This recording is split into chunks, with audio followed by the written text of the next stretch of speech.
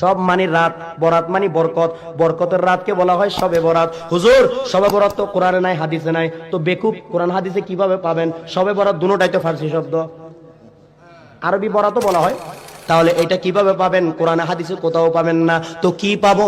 ওই যে বললাম হাদিস শরীফে আসছে নিসফু মিন শাবান, নিসফু মানে অর্ধেক, মিন শাবান মানে শাবান মাসের অর্ধেক। আচ্ছা আপনারা বলেন শাবান মাসের অর্ধেক, এক মাসের অর্ধেক মানে 14 তারিখ, বলেন 14 তারিখ। আমরা শবে বরাত কি 17 তারিখ পড়ি? কয় তারিখ? 14 তারিখ দিবাগত রাত, ঠিক কিনা? তাহলে হাদিস শরীফ অনুযায়ী মিলছে কিনা? নিসফু মিন শাবান, শাবান মাসের অর্ধেক, অর্ধ রাত, অর্থাৎ 14 তারিখ দিবাগত রাতকে বলা হয় লাইলাতুল বরাত, শবে বরাত। কোরআন আছে কিনা? ইন্না আনজালনাহু লাইলাতুম মুবারাকা, এটাকে কোরআন শরীফের ভাষায় বলা হয় হামিম। হামিম সূরা হামিমের মধ্যে আছে, হামিম সিজদা, ঠিক কিনা? সূরা হামিম সিজদার মধ্যে আছে যে লাইলাতুল মুবারাকা যেটা, সেটা হচ্ছে লাইলাতুল বারাত। আওয়াজ দিয়ে বলো সুবহানাল্লাহ। এবং এখানে বান্দার ভাগ্য পরিবর্তন হয় যদি ইমানদার হয়, বেঈমান হলে তার ভাগ্য পরিবর্তন না, যেরকম আছে সেরকম, ঠিক কিনা?